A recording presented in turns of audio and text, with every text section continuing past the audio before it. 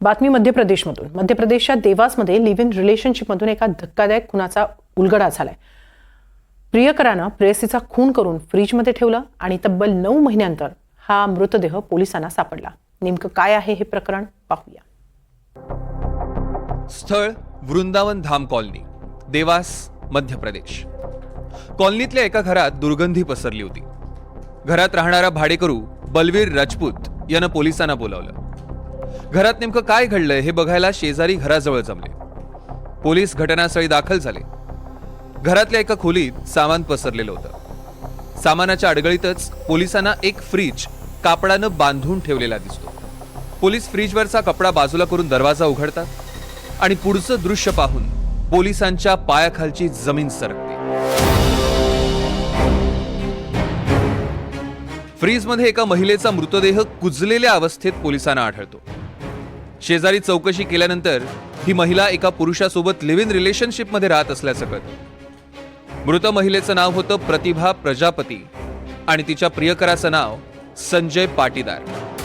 प्राथमिक पूछताछ पुलिस के द्वारा की गई, उसमें संजय पाटीदार ने अपना ये अपराध करना कबूल किया है और जो इनिशियल तथ्य संजय पाटीदार के द्वारा पुलिस को बताए गए हैं उसमें प्रतिभा उर्फ पिंकी प्रजापति के साथ संजय पाटीदार विगत 5 वर्षों से लिव इन रिलेशनशिप में रह रहा था।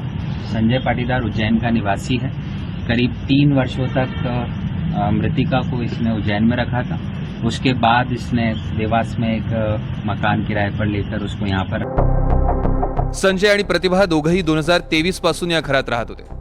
मात्र 2024च्या मार्च महिन्यापासून अचानक प्रतिभा शेजाऱ्यांना दिसेनाशी झाली। शेजारी प्रियकराकडे प्रतिभाची चौकशी करतात तेव्हा ती माहेरी गेल्याचं तो सांगतो आणि काही दिवसांनी तोही दिसेनासा होतो। तो बलवीर राजपूत से पहले उक्त मकान में संजय पाटीदार नामक व्यक्ति जो कि उज्जैन के निवासी हैं, इंगोरिया थाना क्षेत्र में ये रहते हैं, इनके द्वारा वो मकान किराए से लिया गया था और इनके साथ प्रतिभा उर्फ पिंकी प्रजापति नाम की एक महिला वहाँ पर निवासरत थी। पड़ोसियों के अनुसार उस महिला को करीब मार्च 2024 के बाद से किसी ने भी देखा नहीं था।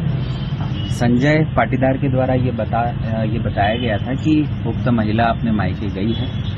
उक्त इनिशियल तथ्य जैसे ही पुलिस के संज्ञान में आए, संजय पाटीदार आणि प्रतिभा प्रजापती दोघे 5 वर्षांपासून लिव्ह इन रिलेशनशिप मध्ये राहत होते।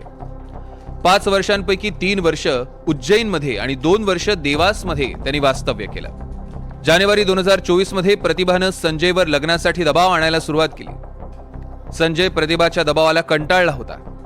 तिच्यापासून सुटका करून घ्यायची होती। यासाठी संजयने त्याचा मित्र विनोद दवेची मदत मागितली। मार्च 2024 मध्ये संजय आणि विनोद दवेने प्रतिभाच्या खुनाचा कट रचला। दोघांनी गळा आवळून प्रतिभाचा खून केला आणि मृतदेह फ्रीजमध्ये ठेवला। फ्रीज कापडानं झाकून ठेवला आणि घराला कुलूप लावून ते पसार झाले। प्राथमिक जो पूछताछ हुई है उसके अनुसार जो आरोपी है उसने ये बताया है कि 2024 की शुरुआत में मृतिका के द्वारा शादी को लेकर दबाव लगातार बनाया जा रहा था। इसी वजह से संजय पाटीदार ने अपने एक सहयोगी जिसका नाम विनोद दवे है और ये व्यक्ति भी इंगोरिया थाना क्षेत्र उज्जैन का रहने वाला है, तो विनोद दवे और संजय दोनों ने एक साथ मिलकर मृतिका की गला घोटकर हत्या की और उसके बाद अपने इस अपराध को छुपाने के लिए जिस मकान को किराए से संजय पाटीदार ने लिया था उस मकान में जो रेफ्रिजरेटर था उसमें बॉडी को रखा, रेफ्रिजरेटर को कपड़े से बांधा और उसको प्रॉपर कवर किया और सारे सामान उस रूम में फिट किए। संजय पाटीदारने घर सोडल्यानंतर घरमालकानं दुसऱ्या भाडेकरूला घर दिलं।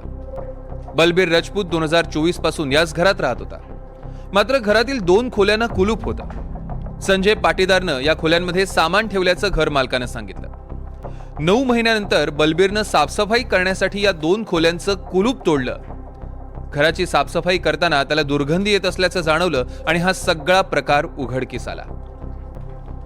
देवास पोलिसांनी उज्जैनमधून आरोपी संजय पाटीदारला अटक केली। संजयचा मित्र विनोद दवे अन्य एका गुन्ह्याप्रकरणी राजस्थानच्या कारागृहात आहे।